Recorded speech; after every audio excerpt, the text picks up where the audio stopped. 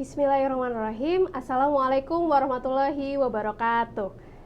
Selamat siang sahabat CIH, selamat siang semuanya. Perkenalkan, saya Dr. Iva di sini.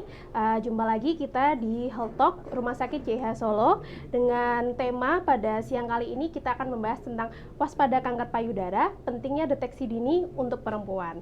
Nah, pada siang kali ini kita sudah kehadiran narasumber kita yang luar biasa yang siap untuk berbagi ilmu dan juga informasi terkait kanker payudara. Terutama memang kita saat ini juga sedang memperingati World Cancer Day tahun 2026 yang tepatnya berlangsung pada tanggal 4 Februari kemarin. Nah, langsung saja kita perkenalkan dan kita sambut narasumber kita pada siang kali ini dengan Dr. Kun, spesialis penyakit dalam, konsultan hemato-onkologi medik. Selamat siang, dokter. Selamat siang, dokter Eva. Assalamualaikum, dokter. Waalaikumsalam. Sehat ya, dokter? Alhamdulillah, dokter Eva. Iya, alhamdulillah sehat ya, dokter ya. Monggo dokter kalau mau menyapa dulu sahabat JIH sekalian. Halo sahabat JIH, jumpa lagi. Kita akan ngobrol ya, ngobrol tentang kanker payudara ya, iya, dok. Monggo. Oke, dokter ya. Jadi memang kita ini sedang mengangkat topik tentang kanker payudara, juga memang betul ya dok ya, bertepatan dengan World Cancer Day ya dok ya. Kalau sekarang tahun ini temanya tentang apa nggak dok? Temanya tentang United by Unique. Karena kita disatukan oleh keunikan. Jadi kita membahas tentang cancer, dok. Jadi cancer itu ada bermacam-macam sifat, masing-masing orang berbeda. Kita disatukan untuk menata laksana itu secara spesifik dan sangat-sangat personal, dok. Jadi unik memang jadinya. Unik ya dok. Betul. Ya. Jadi memang setiap masing-masing itu ada karakteristik sendiri, terapinya sendiri, pendekatannya juga sendiri ya dok ya. Oke, nah siang kali ini kita spesifik membahas tentang payudara ya dok ya, kanker payudara. Jadi memang untuk kanker payudara ini pasti juga sahabat CIH Solo sudah mungkin banyak mendengar juga ya dok ya, di media sosial, di media massa tentang pembahasan tentang kanker payudara.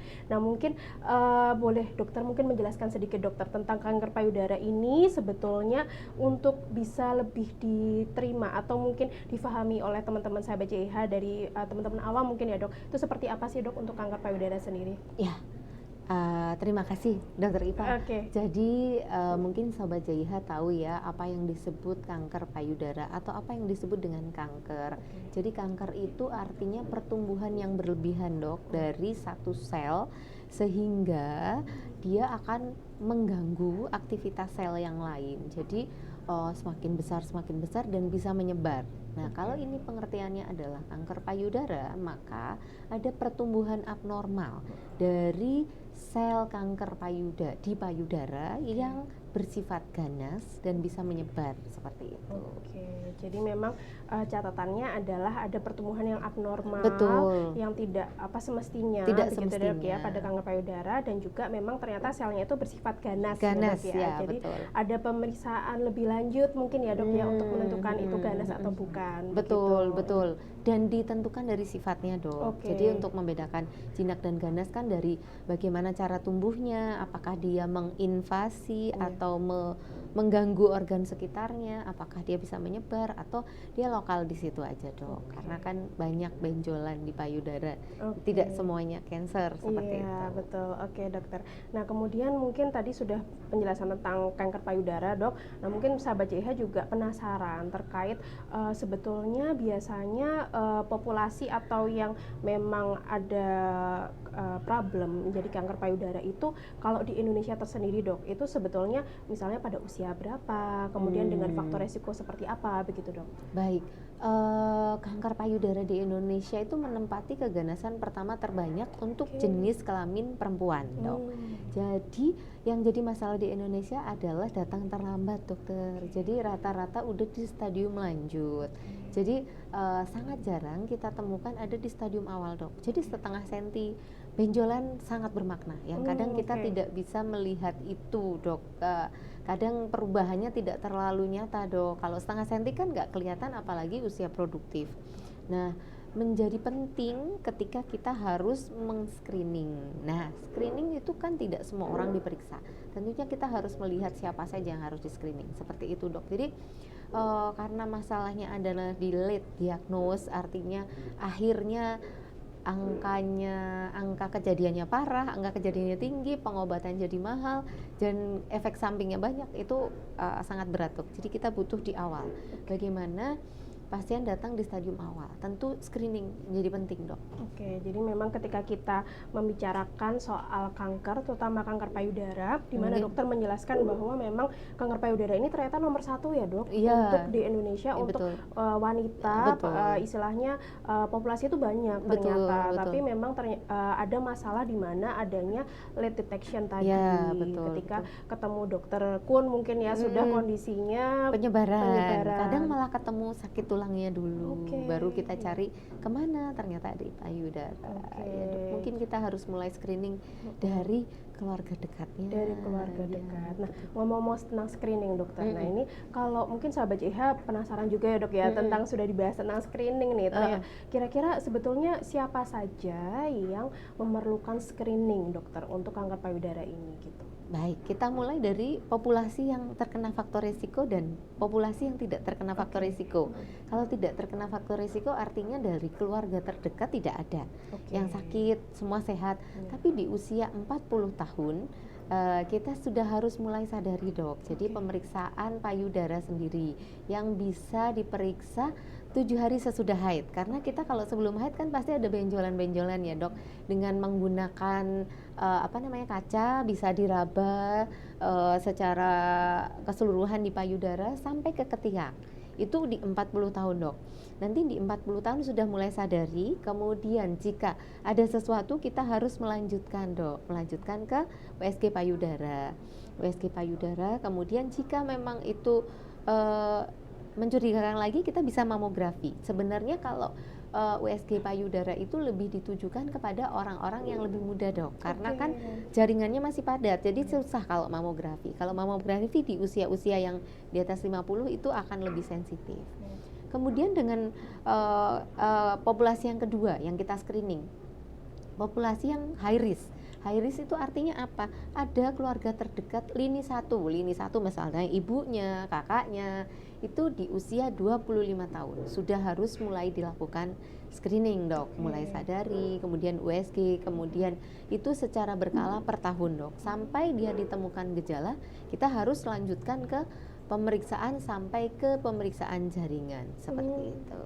Ya, jadi memang untuk screening sendiri tadi seperti dokter jelaskan, memang kita bagi sendiri terhadap bagaimana untuk resiko high risk-nya, orang-orang yang berisiko dan orang-orang yang tidak kurang berisiko. Iya, betul. Dimana memang screeningnya untuk yang orang-orang yang kurang berisiko tadi sebetulnya mungkin cukup sederhana, bisa dilakukan mandiri ya dok ya. Betul. Tapi memang perlu kesadaran dan juga mungkin konsisten ya dok untuk melakukan screening tersebut. Dan itu subjektif dok, mungkin kadang kita perlu tenaga kesehatan untuk misalnya kita harus periksa ke dokter untuk memeriksa, karena kadang sulit sekali dok untuk setengah senti posisinya di mana. Nah kita juga harus mulai, paling enggak itu sudah mulai diperhatikan, apakah kulitnya ada sesuatu perubahan di puting, kemudian ada benjolan atau kering atau apa, nah itu udah tanda-tanda. Itu tanda-tanda di mana memang harus dilanjutkan pemeriksaan yang lebih lanjut, begitu ya dok ya. Tidak cukup hanya mungkin dari kita sendiri yang periksa, tapi segera mencari profesional. Betul. Penting sekali dok untuk konfirmasi. Iya dokter. Nah ini mungkin teman-teman sahabat JIH pastikan juga beberapa mungkin sudah ada yang mengenal ya dok ya tentang sadari tadi. Nah mungkin ada pertanyaan lagi nih dok. Kadang ketika misalnya kita aware terhadap mungkin perubahan sekecil apapun, mungkin akan timbul pertanyaan atau kekhawatiran di mana ketika ada benjolan sedikit, wah apakah ini ke arah kanker atau bukan, begitu dokter. Mungkin dokter bisa menjelaskan terkait istilahnya benjolan-benjolan ini, apakah sebetulnya setiap ada benjolan itu selalu kanker ya dok? Betul. Itu yang mungkin menjadi pertanyaan yang sangat bagus sekali itu dok. Jadi ada yang overthinking juga, ada yang ini, karena memang setiap benjolan tidak selalu cancer, tapi tadi kita harus menanyakan riwayatnya juga ya dok, misalnya keluarga ada riwayat, kemudian ada faktor resiko, ada yang lain-lain, kita harus tanyakan. Kemudian kita harus di pemeriksaan itu harus melihat kalau itu adalah cancer, tentu ada perubahan di kulit payudara, kemudian di apa namanya ya, areola mama ya, yang hitam itu kemudian di puting susunya. Kadang itu seperti kulit jeruk, Dok. Kalau udah seperti kulit jeruk, kemudian ada mulai benjolan yang makin lama makin besar, dan kemungkinan bisa nyeri bisa tidak, Dok. Itu tidak selalu, tapi kemungkinan tidak nyaman. Nah, itu kanker.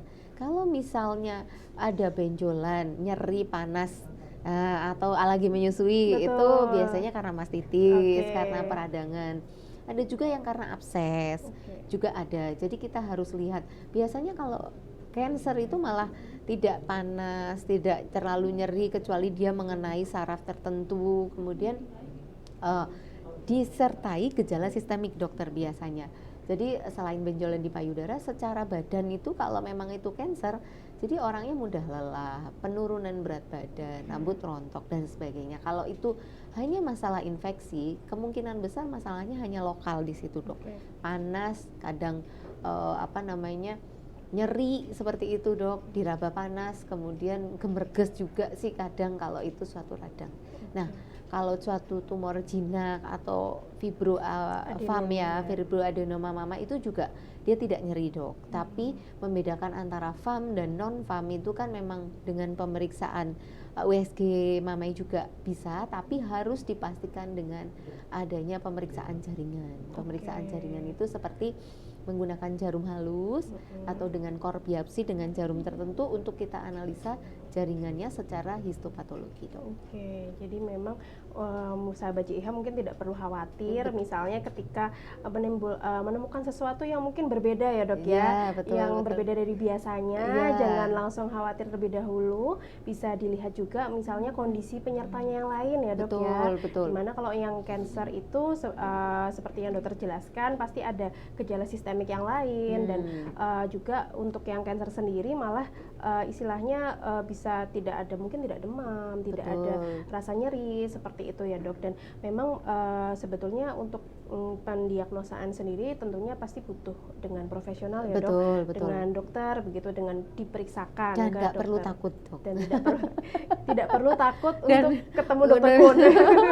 Jadi kalau misalnya ada mungkin menemukan suatu hal yang mungkin istilahnya berbeda dari hasil pemeriksaan sadari sendiri, rekomendasinya adalah memang segera pergi ke dokter gitu untuk dilakukan konsultasi dan tidak perlu takut ya, Dok, ya.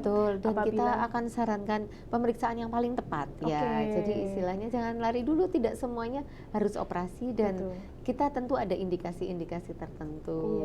Jadi memang masih ada banyak opsi ya, Dok, ya. Ada banyak opsi. Nah tadi dokter sempat menjelaskan tentang USG mami ya, Dok, ya. Betul, nah itu termasuk yang salah satu yang bisa digunakan untuk deteksi. Nah kok di JIH sendiri bisa ya, Dok, ya? USG mami? Bisa sekali. Jangan lupa kalau tadi ya, Dok, misalnya ada benjolan, masih usia produktif. Nah itu indikasi sekali untuk dilakukan USG mamai. Dan di JIH alhamdulillah saya beberapa kali merujuk pasien ke dokter radiologi untuk dianalisa melalui USG mamai. Dan juga jika pasien itu sudah terdiagnosa dengan breast cancer, tentu kita perlu untuk evaluasi, Dok. Jadi fungsinya bisa untuk diagnostik, bisa untuk evaluasi. Dan di sini bisa ya, Dok, ya.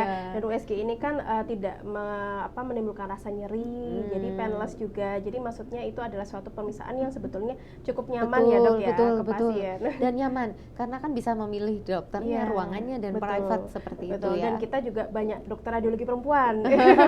Jadi misalnya ingin memilih untuk dengan dokter perempuan juga kita juga bisa begitu ya, Dok, ya. Oke, dokter. Nah, ini kita sambil ngobrol, dokter. Ini ternyata sudah banyak pertanyaan juga dari sahabat JIH. Nanti kita sambil ngobrol sambil menjawab pertanyaan ya, Dok. Karena ini 5 menanya beruntung, ini bisa dapat hadiah, Dok, dari JIH Solo.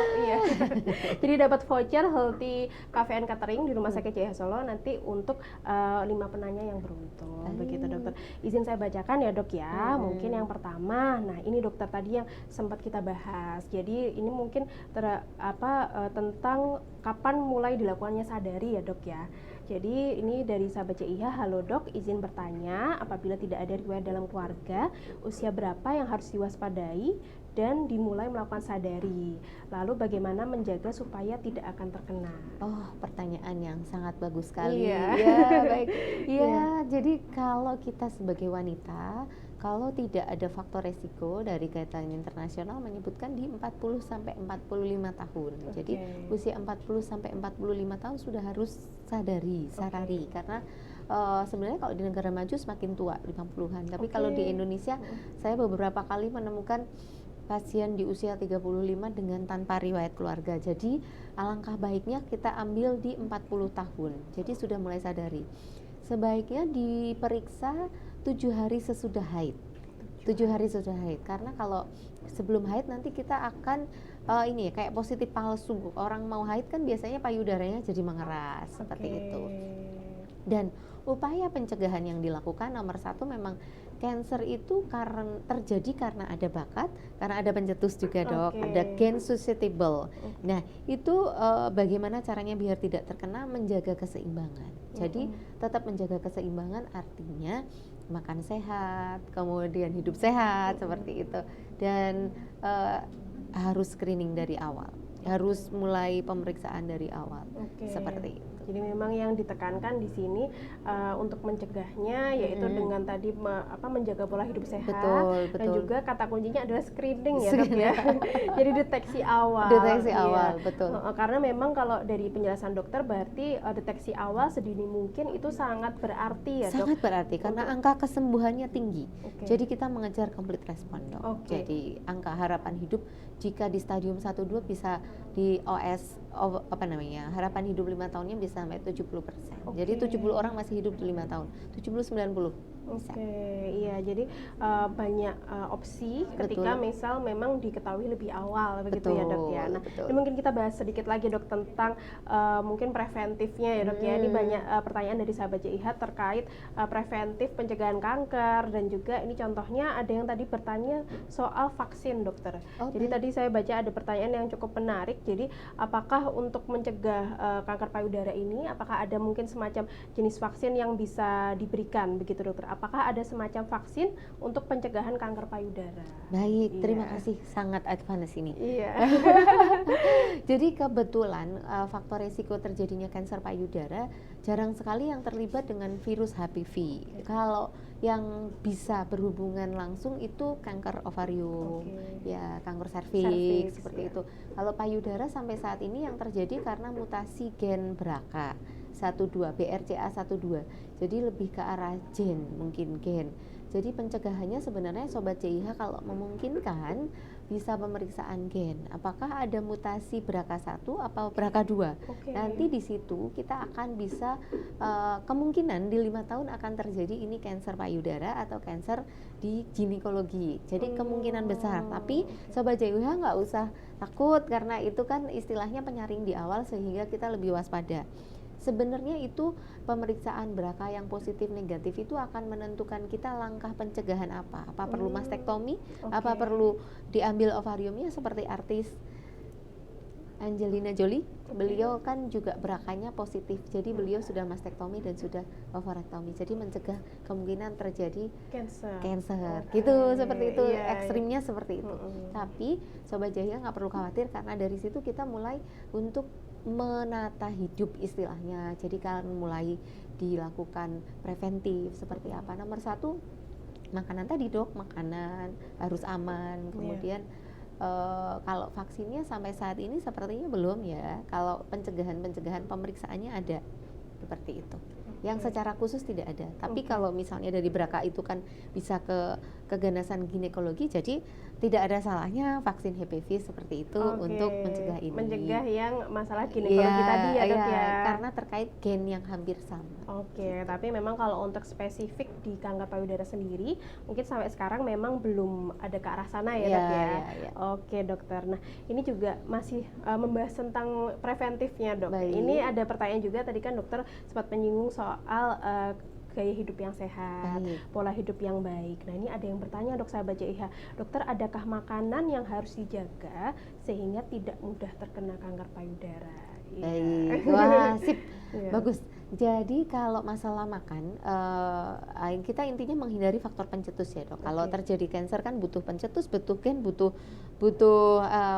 banyak hal hingga itu terjadi kanker.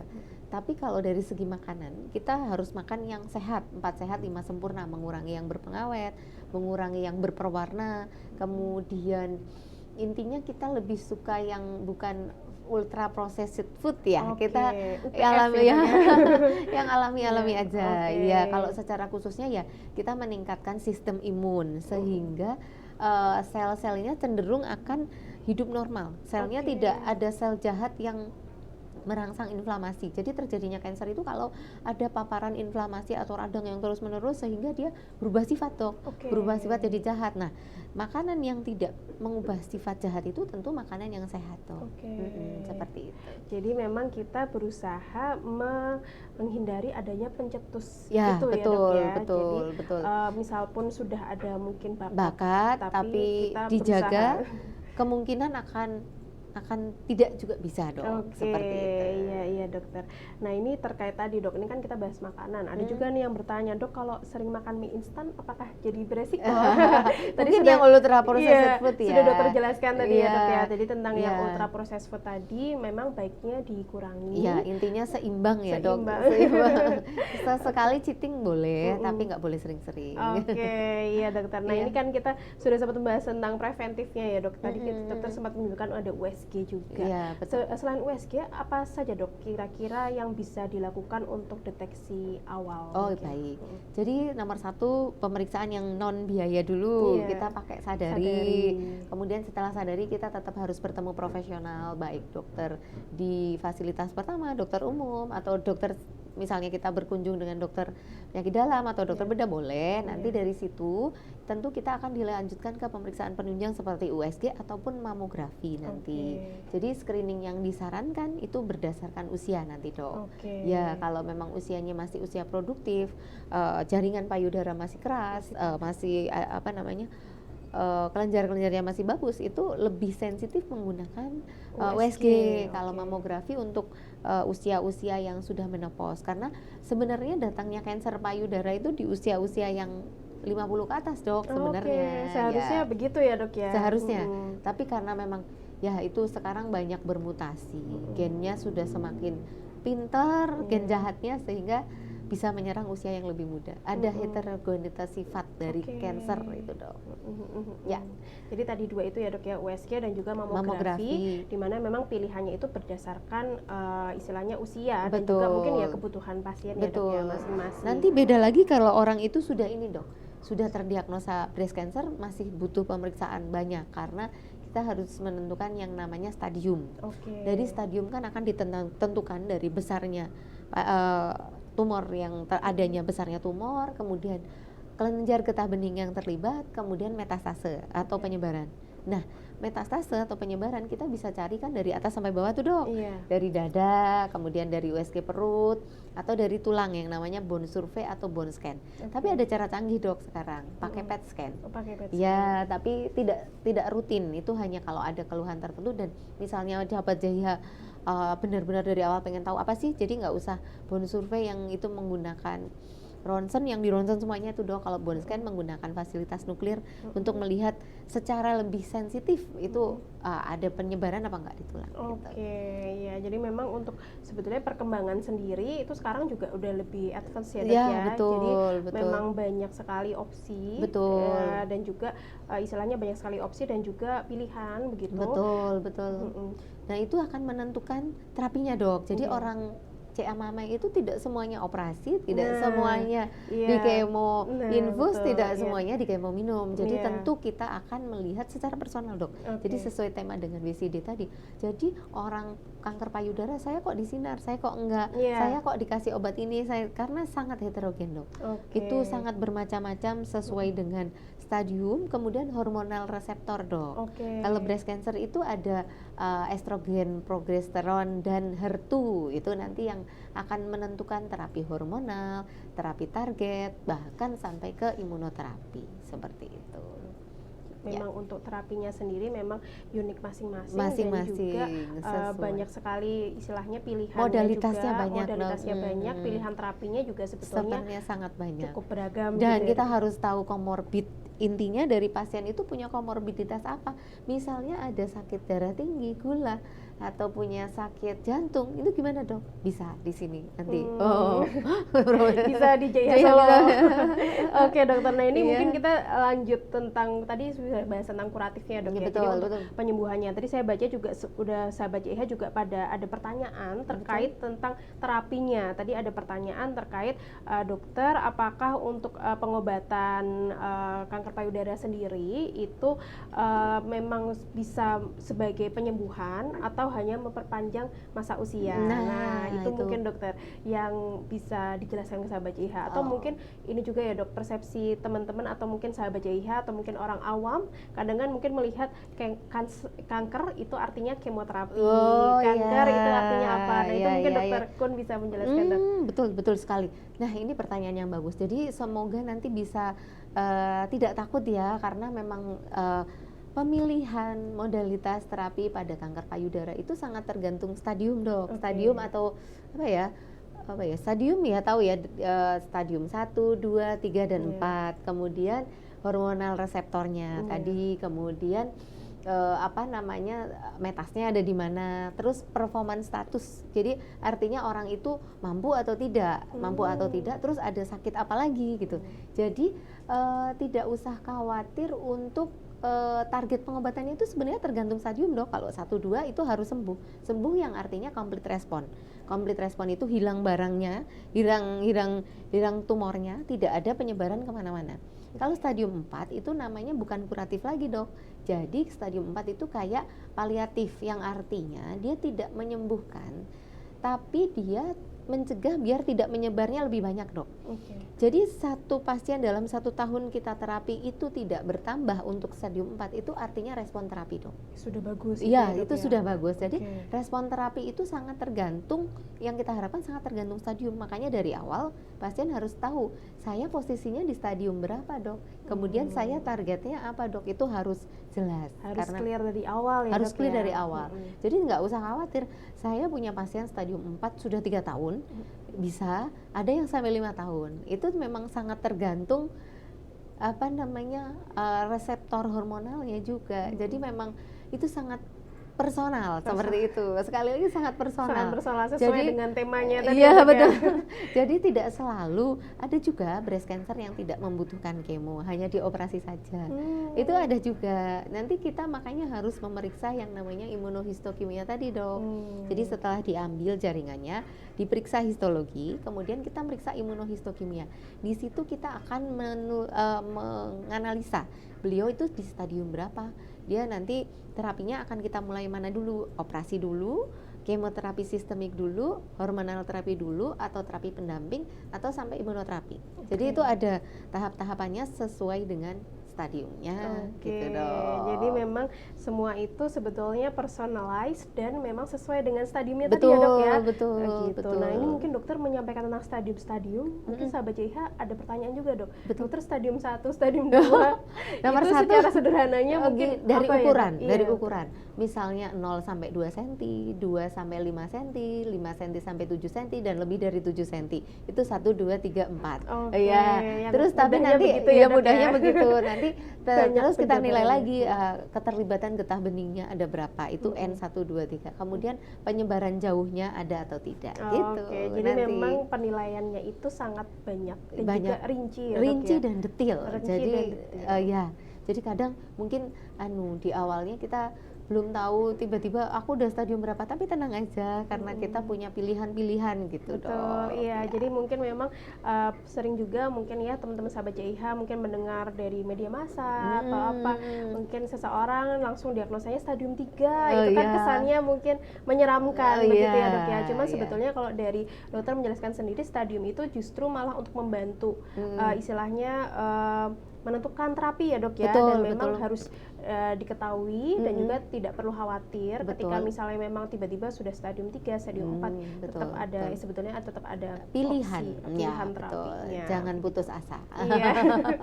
Oke dokter, nah ini menarik lagi dok, ini Hmm. mungkin sedikit kembali terkait mungkin Hmm. tadi resiko-resiko Baik, pasien yang baik. terkena kanker. Ini ada pertanyaan dok di nomor 7, dokter, apakah perempuan yang menggunakan implan payudara lebih rentan terkena kanker payudara? Baik. Bagaimana dok? Wah, pertanyaan yang bagus. Iya. Baik, memang terjadinya kanker itu kan butuh banyak faktor. Iya. Nah, implan ini kalau dikenali dalam tubuh kita sebagai benda asing, maka si jaringan payudara akan membuat perlawanan. Oke. Nah, kalau perlawanannya tidak ada perlawanan, artinya nggak ada alergi, fine. Iya. Ya nggak apa-apa, dia nggak akan terjadi apa-apa, dia nggak akan bereaksi. Jadi kalau misalnya jaringan payudaranya itu jadi bereaksi, jadi macam-macam, jadi merangsang pertumbuhan juga bisa. Intinya Oke. kalau implan itu kan kalau orangnya cocok, itu tidak membuat peradangan yang terus-menerus. Nah, kanker itu bisa terjadi karena peradangan yang terus-menerus. Intinya itu. Kalau peradangan yang terus-menerus bisa membuat sel berubah sifat, itu terjadi benjolan. Itu aja. Tapi kalau misalnya orang itu nggak punya bakat, ya nggak terjadi apa-apa. Gitu. Tapi kalau diimplan orangnya itu ada bakat, jadi itu bisa jadi gitu. Kalau diimplan orangnya ada bakat tapi dia bisa mengendalikan, juga nggak jadi kanker gitu. Jadi memang ada faktor-faktor yang itu sangat tergantung personal, sangat tergantung personal. Kalau memang orangnya memang sudah ada bakat breast cancer, dikasih barang asing, dia akan memicu untuk terjadinya cancer gitu. Intinya harus dilihat secara personal aja dok, memang betul.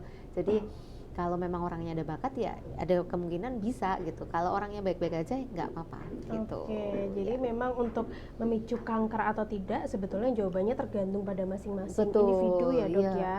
Tapi memang ketika sudah ada bakat dan mungkin ada reaksi mungkin ya dok terhadap implan tersebut, yaitu salah satunya bisa memicu mungkin yang respon inflamasi yang berkelanjutan tadi. Yang berkelanjutan nggak selesai-selesai jadi benjolan, nah itu jadinya. Tapi proses untuk terjadi kanker itu Sobat JIH juga harus tahu, itu proses yang panjang sekali. Jadi nggak tiba-tiba sebenarnya.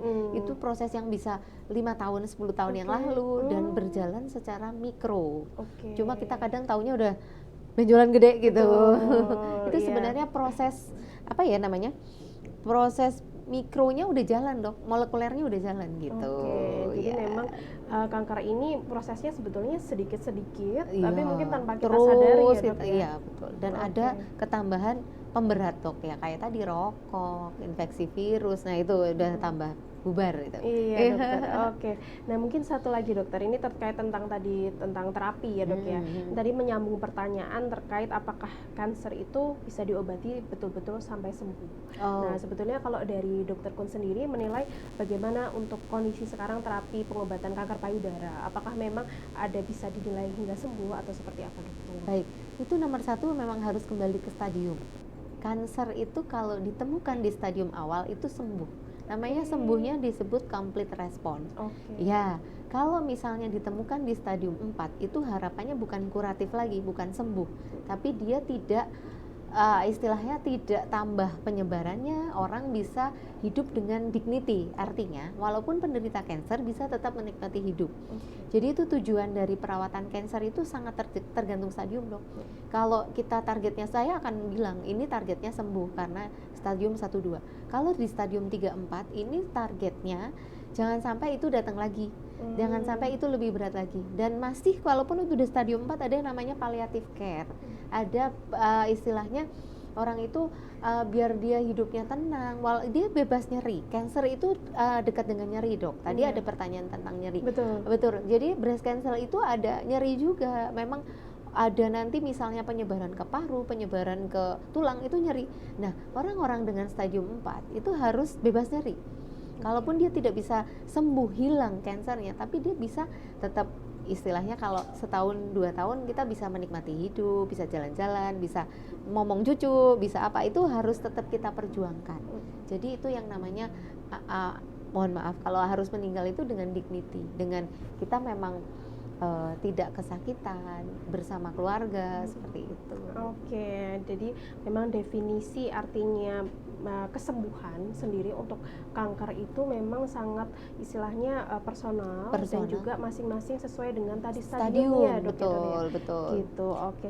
Tadi mungkin ada pertanyaan juga tentang nyeri ya, Dok ya. Baik. Tentang nyeri pada cancer, di mana dokter juga menjelaskan memang kalau nyeri memang ada ya, Dok ya. Jadi ada. Jadi salah satu ciri cancer itu kan memang nyeri terus bisa menyebar. Tadi itu ada obat yang benar-benar menyembuhkan tadi gitu, Dok. Kalau breast cancer itu memang ada terapi target, ada kemoterapi, ada modalitas breast cancer itu operasi, ada radioterapi, ada hormonal terapi, ada kemoterapi udah tadi ya, Dok. Kemudian terapi target, ada juga imunoterapi. Jadi kita sudah punya 5 modalitas. Kalau benar-benar menyembuhkan itu memang kembali lagi ke stadiumnya. Tapi stadium 4 dengan pengobatan yang tepat juga bisa complete respon hilang, itu ada juga gitu. Intinya harus sabar, intinya maksudnya memang harus sesuai kriteria dan harus sesuai standar guideline seperti itu. Jadi kita harus melihatnya itu komprehensif. Jadi tidak satu-satu. Ini misalnya datang ibu-ibu menyusui atau tidak, ada penyulit apa atau tidak, harus kita nilai dengan teliti, Dok. Jadi kita bisa, ini harapannya kalau obat ini berapa persen akan kita sampaikan. Jadi memang kanker ini suatu penyakit yang mungkin istimewanya karena memang terapinya itu betul-betul masing-masing sesuai dengan stadium tadi dan juga kondisi pasien sendiri ya, Dok ya. Betul. Gitu, Dokter. Nah, mungkin untuk tadi juga ada yang bertanya, Dok, ini ada yang menarik terkait menyusui, Dokter. Tadi dokter sempat menyebutkan tentang menyusui. Dokter, ada yang bilang ketika seorang perempuan sudah menyusui bisa mencegah kanker atau tumor payudara. Apakah itu benar? Baik. Jadi dari kepustakaan memang tidak menyatakan dengan jelas, tapi memang dikatakan menyusui itu menurunkan faktor resiko, Dok. Menurunkan. Tapi kalau dia punya gen, putranya banyak, itu juga bisa kena breast cancer, Dok. Jadi memang kalau dikatakan faktor resiko perempuan yang kena kanker payudara itu apa sih? Salah satunya tidak punya anak, tidak menyusui. Tapi kalau ini sedikit mencegah. Jadi sedikit mencegah, tapi kalau si perempuan itu ada bakat, itu kalau bakatnya itu terlalu banyak itu juga kena. Tapi dengan menyusui memang mengurangi faktor resiko seperti itu. Tapi tidak menghilangkan, mengurangi faktor resiko, begitu ya, Dok ya. Oke, Dokter. Ada pertanyaan menarik juga, Dokter. Tadi mungkin dokter juga sempat menjelaskan tentang pemeriksaan biopsi ya, Dok. Nah, mungkin sahabat CIH beberapa kali mungkin membaca di media massa atau mungkin ada keluarga atau kerabat yang mungkin sudah disarankan biopsi tapi mungkin masih takut karena mungkin ada berita ketika biopsi justru malah menyebabkan penyebaran begitu. Nah, ini ada pertanyaan, Dokter, apakah benar jika dilakukan biopsi justru dapat menyebabkan penyebaran cancer? Baik. Sebenarnya kurang tepat karena begini, biopsi itu kan sebenarnya caranya macam-macam ya, Dok. Ada core biopsi yang menggunakan jarum, kemudian ada operasi. Nah, di situ sebenarnya mungkin agar sama-sama enak dengan pasien, sebelum dilakukan biopsi udah dicek semuanya dulu. Kadang kala karena habis biopsi itu tuh, Dok, ada luka. Nah, ada luka itu kadang sembuhnya masing-masing orang berbeda. Karena lukanya kurang bisa cepat sembuh dan hasil patologi kadang 2 minggu. Nah, itu menunggu. Nah, sebenarnya mungkin di awal itu sudah ada penyebaran. Gitu. Itu yang harus kita sama-sama tahu. Karena kalau biopsi sebenarnya justru hal yang harus kita lakukan, karena di situ kita bisa, oh ini barangnya apa sih, jenisnya apa, justru harus dilakukan. Kalau biopsi sih tidak menyebabkan penyebaran. Itu berbeda hal dengan penyakit limfoma ya, Dok. Kadang kalau limfoma kan bukan operasi, walaupun bentuknya tumor padat, Dok. Nah, istilahnya kalau di biopsi operasi sedikit, limfoma juga masih diizinkan, tapi terapinya limfoma bukan operasi gitu. Jadi kan banyak orang yang kena limfoma juga, Dok. Jadi kadang getah bening kalau bahasa awamnya. Saya kena kanker getah bening, itu kan keganasan darah. Bentuknya tumor padat. Itu terapinya bukan operasi. Kadang dioperasi dikit itu tidak bikin menyebar juga. Jadi memang kalau pada case breast cancer ini sih tidak ada biopsi yang menyebabkan penyebaran. Justru kita yang harus aware di awal ini udah jangan-jangan pas di biopsi udah sakit tulang seperti itu penyebaran. Gitu. Iya, jadi memang justru biopsi sendiri memang diperlukan untuk kita bisa menilai ya betul. Dok ya kondisi jaringan itu seperti apa. Betul, itu jenisnya apa Dok? Misalnya apakah invasif duktal atau lobular atau itu sudah mengenai mana saja, kemudian nanti setelah itu dilanjutkan imunohistokimia itu Dok yang akan mengetahui hormonal reseptornya, estrogen, progesteron sama Ki67-nya untuk mengetahui kemungkinan seberapa cepat dia tumbuh gitu. Kalau semakin tinggi Ki67-nya semakin ganas. Artinya kan harus semakin segera ditangani. Iya, seperti itu. Justru malah membantu untuk pilihan terapi tadi betul, ya Dok ya? Pilihan terapi dan juga jenis-jenis obat dan ini ada di stadium berapa. Jadi untuk sahabat JIH mungkin setelah ini misal mendengar ada kerabat atau keluarga gitu yang kira-kira sudah disarankan untuk biopsi, jadi jangan takut ya Dok ya. Betul. Jadi memang itu justru membantu untuk pemilihan terapi nanti supaya lebih tepat begitu Dokter. Nah tadi Dokter sempat menjelaskan tentang hormonal juga ya Dok ya. Ada menyinggung tentang hormon, mungkin jadi memicu penasaran nih dari sahabat JIH terkait Dokter, apakah penggunaan kontrasepsi hormonal meningkatkan resiko kanker payudara? Jawabannya tidak selalu sebenarnya, tidak selalu Dokter. Jadi memang kontrasepsi hormonal pada orang-orang yang ada bakat itu membuat jadi. Dan ada kan orang-orang tertentu yang sensitif ya Dok. Jadi memang kadang ini kaitannya nanti sama terapi breast cancer juga yang menekan hormonalnya itu biar nggak subur. Nah sebenarnya kontrasepsi hormonal kadang diperlukan, kadang tidak. Kalau misalnya orang-orang dengan keluarga yang riwayat breast cancer sebaiknya tidak, karena itu bisa menjadi pemicu Dok. Memang meningkatkan pada kelompok-kelompok tertentu seperti itu. Jadi jawabannya adalah belum tentu dan tidak selalu, tapi kalau pada kelompok tertentu bisa iya. Gitu. Jadi untuk pada kelompok yang mungkin sudah beresiko memang sebaiknya menghindari. Betul. Hormonal kontrasepsi ini ya Dok ya. Ya Dokter, ini ada pertanyaan menarik lagi Dokter. Mungkin dari tadi kan kita membahas kanker payudara itu pada wanita ya Dok. Ini ada sahabat JIH yang berbagi dan bertanya, Dokter, Pak D saya laki-laki terkena tumor payudara dan dioperasi. Apakah kasus seperti itu dapat turun ke anak-anaknya? Begitu Dokter. Monggo Dok. Baik, pertanyaan yang sangat bagus sekali. Sebenarnya payudara sekali lagi kan tumor payudara ada beberapa jenis Dok. Betul. Nah ini jenis yang mana gitu. Kalau misalnya tumor payudara breast cancer, tentunya kalau misalnya kan ada tumor payudara itu bisa breast cancer, bisa limfoma, ekstranodal limfoma bisa, sarkoma juga bisa, fibrosarkoma di payudara juga bisa. Itu termasuk jenis yang mana nomor 1. Nomor 2, kalau turun ke anaknya atau tidak, tentunya kalau case ini adalah case breast cancer yang hormonal itu kemungkinan besar iya, terutama untuk keluarga di lini pertama, maksudnya anak, adik, garis lurusnya, betul.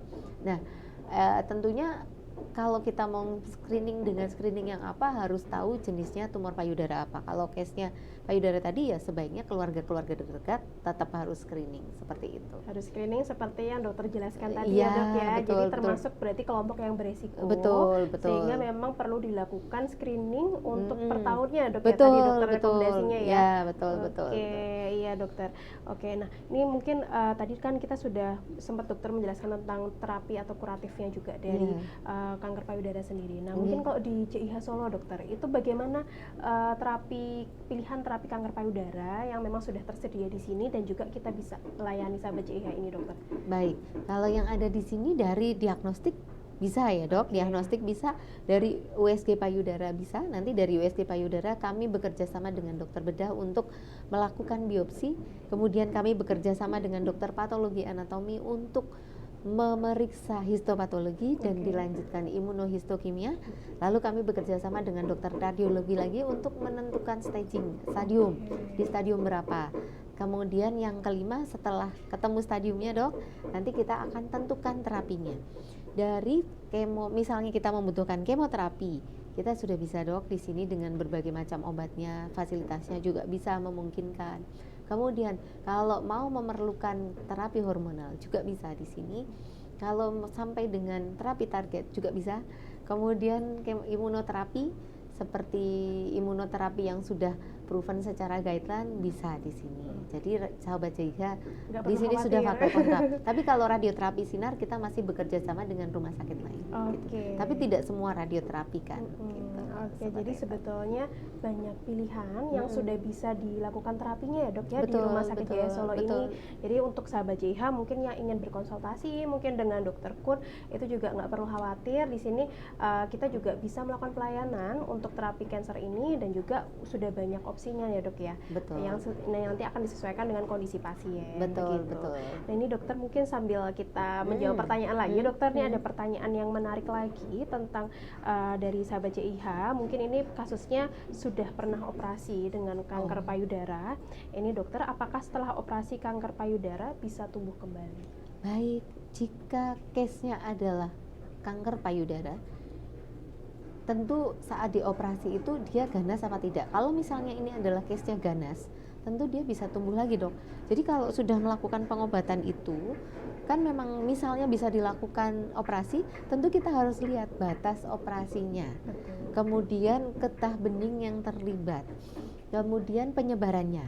Kita tetap harus cek satu-satu dok itu. Kalau itu di stadium 1, 2 cukup dengan operasi, tapi kita tidak berhenti. Termasuk hormonal terapinya seperti apa dok? Kalau misalnya hormonal positif artinya kita harus memberikan obat minum. Kapan kita evaluasi? 3 bulan, 6 bulan, selama 2 tahun per 6 bulan. Kemudian setelah misalnya aman, complete respon, nggak ada masalah. Nanti 1 tahun dalam 5 tahun, kemudian 3 tahun dalam 3 kali, kemudian 5 tahun, baru 5 tahun sekali. Nah itu baru kita nyatakan ini complete respon. Tapi bukan berarti setelah itu sembuh terus dadah gitu, enggak. Sembuh terus nggak ketemu dokter lagi. Justru ada waktu-waktunya, karena itu namanya surveillance dok. Jadi orang breast cancer karena dia punya bakat, dia punya sesuatu yang jahat, itu harus dipantau. Jadi cuma mungkin kadang agak miss-nya itu kalau udah selesai kemo, sinar, selesai. Bukan, justru proses dimulai di sini. Jangan sampai kita ketemu di penyebaran yang lebih berat. Jadi kalau misalnya kita deteksi lebih awal, tentunya harapan hidupnya juga lebih banyak. Pengobatannya juga, pilihan pengobatannya lebih banyak. Seperti itu. Jadi kalau sekalian menjawab yang ada berapa lama, itu tergantung. Kalau itu adalah hormonal terapi bisa sampai 8-12 tahun diminum. Tentu kita sambil melihat tadi ya dok surveillance-nya. Kalau kemoterapi kan kita lihat siklusnya. Dia butuh berapa? Yang 4 siklus, yang 6 siklus, atau yang 8 siklus. Ada kemoterapi pendamping lain misalnya tulang, agen tulang, kita bisa berikan 1 tahun. Seperti itu. Kita berikan secara berbarengankah atau nanti by jadwal, itu kita lihat kemampuan pasien, fisik pasien, seperti itu dan stadiumnya. Jadi sebenarnya kalau sudah terdiagnosis kanker itu harus mengikhlaskan diri untuk kita sering bertemu dokter Kun. Karena memang ini ya dok ya, pemantauannya itu sangat berkelanjutan. Betul. Dan juga memang setiap diberikan terapi itu dokter akan mengevaluasi responnya. Betul. Ya, dok, ya? Apakah ini obat ini masih bisa dipakai atau kita harus naik ke lini selanjutnya? Karena pilihan obat kemoterapi itu sangat banyak sekali sekarang gitu dok. Iya dokter. Nah tadi dokter sempat menyebutkan terkait mungkin kondisi pasien ketika dilakukan terapi. Mungkin yang ada kemoterapi, mungkin hormonal terapi. Seperti tadi sempat ada pertanyaan juga dari sahabat JIH terkait apakah kalau kemoterapi itu pasti rontok dok rambutnya. Iya, yang saling dikhawatirkan itu ya. Betul, Tapi sebenarnya sahabat JIH nggak usah khawatir, karena memang perbedaan kemoterapi konvensional dan kemoterapi target dan kemoterapi yang termasuk imunoterapi itu masing-masing beda efek sampingnya. Tapi setiap obat kemoterapi punya efek samping sendiri-sendiri. Kalau kemoterapi konvensional kemungkinan besar rontok. Kemoterapi target tidak rontok, tapi biasanya efek sampingnya lebih ke arah sariawan, diare, seperti itu. Imunoterapi juga seperti itu. Jadi jawabannya tidak selalu rontok, tergantung obat yang dimasukkan apa gitu. Kembali lagi tergantung ya dok karena memang masing-masing ya dok ya. Karena tidak semua bikin rontok, makanya saya kadang yang ini nggak bikin rontok, saya bilang gitu, ini bikin rontok, ini nggak rontok, jadi sangat spesifik. Gitu. Iya dokter, jadi itu menjawab mungkin rasa penasaran dari sahabat JIH, mungkin kan melihat atau mungkin khawatir ketika dilakukan pengobatan nanti akan ada perubahan yang drastis pada fisik, kemudian mungkin efek samping yang lain. Itu sebetulnya efek samping itu pasti akan selalu dipantau ya dok, Betul, dengan dokter, betul. dan juga akan ditangani juga. Betul. Begitu. Kalau rontok pun kalau udah selesai kemo tumbuh lagi, malah iya. bagus. Jadi Ya. malah tumbuhnya baru begitu ya dok ya. Oke dokter. Nah ini mungkin saya bacakan pertanyaan lagi dok. Boleh, Ini masih boleh. banyak sekali mungkin Iya, pertanyaan dan penasaran mungkin ya Mm-mm, dengan mm-mm. topik kita pada siang kali ini. Nah ini ada pertanyaan mungkin dok dari sahabat JEH juga, dokter, dari masa remaja payudara saya size-nya atau ukuran mungkin beda jauh. Berarti mungkin kanan kiri mungkin ya dok ya. Kadang terasa sakit, namun sudah sempat ke fasilitas kesehatan diminta cek sendiri. Kalau menurut saya yang belum pernah tahu itu tidak efektif. Bagaimana cara ceknya biar optimal hasilnya? Oh, Nah, baik. mungkin Ini merupakan salah satu indikasi untuk di USG Mama ya. Oke, Ini ya, terutama silakan. mungkin kalau usia muda mungkin Iya, ya dok ya. betul, betul. Mm-mm. Jika dari sadari itu memang kadang sangat personal dan sangat Oke. subjektif, kita perlu pemeriksaan yang lebih objektif, yaitu USG Mama. Mame. Sudah saatnya. Dan bisa di JIH Solo. ya. Itu dokter. Oke. Heeh. Nah mungkin kalau pertanyaan-pertanyaan mungkin ini satu terakhir yang saya bacakan ya dok ya. Boleh. Karena mungkin waktunya cukup terbatas. Jadi ini ada juga pertanyaan dokter. Ini terkait mungkin terapi juga ya dok ya. Ini ada pertanyaan dokter, untuk menghilangkan benjolan di payudara, kemungkinan bisa nggak ya diobati dulu dengan obat oral? Jadi mungkin kekhawatiran mungkin kalau langsung operasi seperti itu dokter. Bagaimana dokter? Monggo. Jadi gini, kalau benjolannya itu karena infeksi abses bisa obat Iya, minum. Kalau dia tidak membutuhkan drainase dialirkan.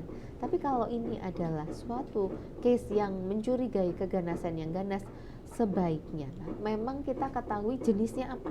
Seperti itu.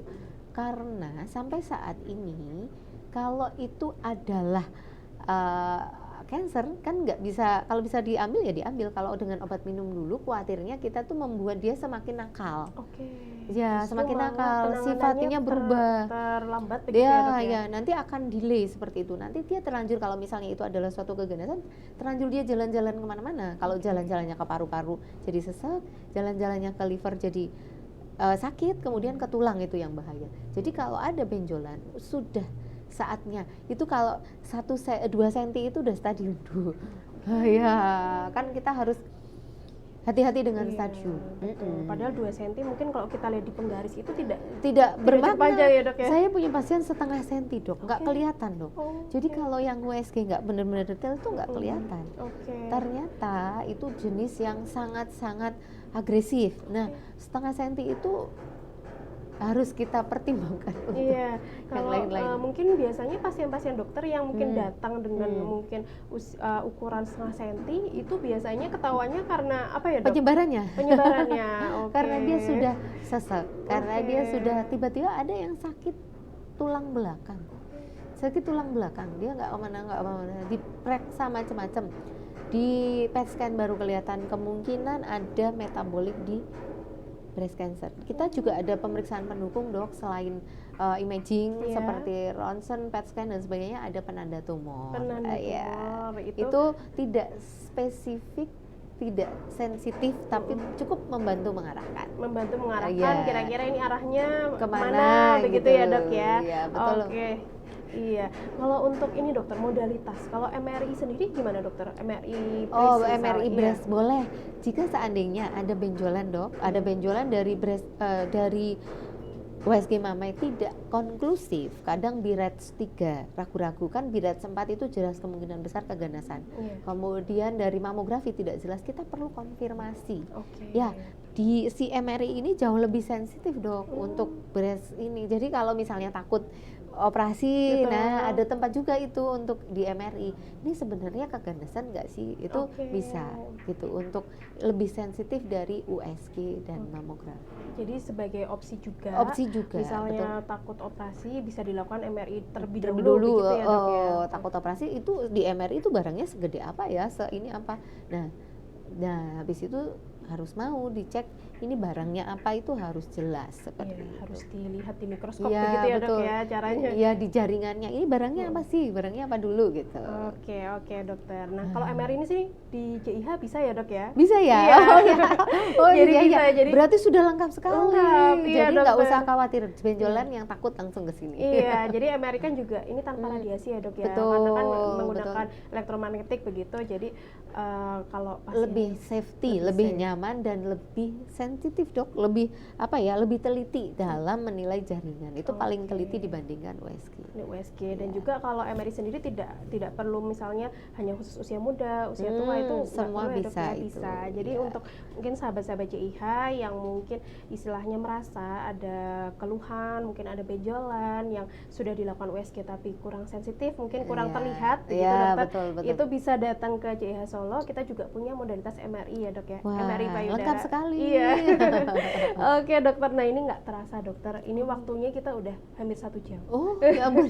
Udah hampir 1 jam dokter untuk kita menemani sahabat JIH berbagi terkait dengan kanker payudara. Tadi kan dokter sudah banyak bercerita, ini panjang sekali ceritanya dari mulai mungkin populasi yang beresiko kanker payudara, kemudian preventifnya, kemudian kuratifnya juga dokter sudah menjelaskan, dan dimana di JIH Solo ini sudah cukup lengkap ya dok ya untuk pelayanannya. Nah mungkin dokter ada istilahnya pesan-pesan begitu dokter ke sahabat JIH terkait dengan topik kita pada siang kali ini. Baik, terima kasih kesempatannya. Iya, Jadi dok. untuk sobat JIH dengan benjolan di payudara tidak perlu takut.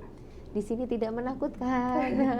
Jika ada rasa tidak nyaman, segera datang ke profesional terdekat, kemudian kita lakukan pemeriksaan sesuai dengan kebutuhan. Kemudian jika memang sobat JIH sudah, oh saya curiga sekali, nggak usah takut, datanglah dan untuk berkonsultasi dengan baik. Tentu kita akan pilihkan terapi-terapi yang paling sesuai, tentunya dengan efek samping yang bisa kita kendalikan, dan juga dapat JIH dapat mengetahui bagaimana resiko pencegahan atau apa.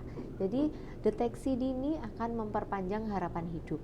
Jika kanker itu ditemukan di stadium awal, maka target kita adalah sembuh atau complete response.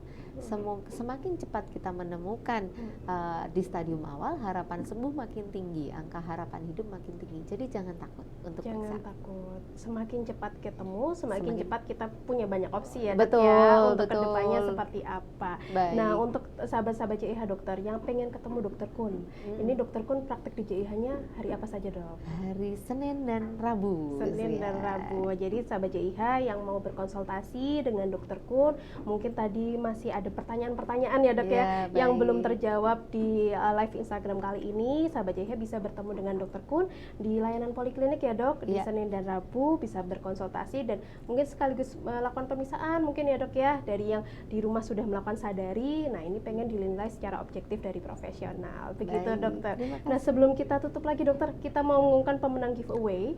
Kita ada 4 pemenang dokter. Ini dari 4 penanya beruntung yang tadi kita bacakan pertanyaannya. Selamat saya ucapkan kepada username Natalia Wit 12. Kemudian yang kedua Vivi _Mawarni. Yang ketiga Rosita _Perwitasari. Dan yang terakhir ada Alyut 28. Selamat semuanya.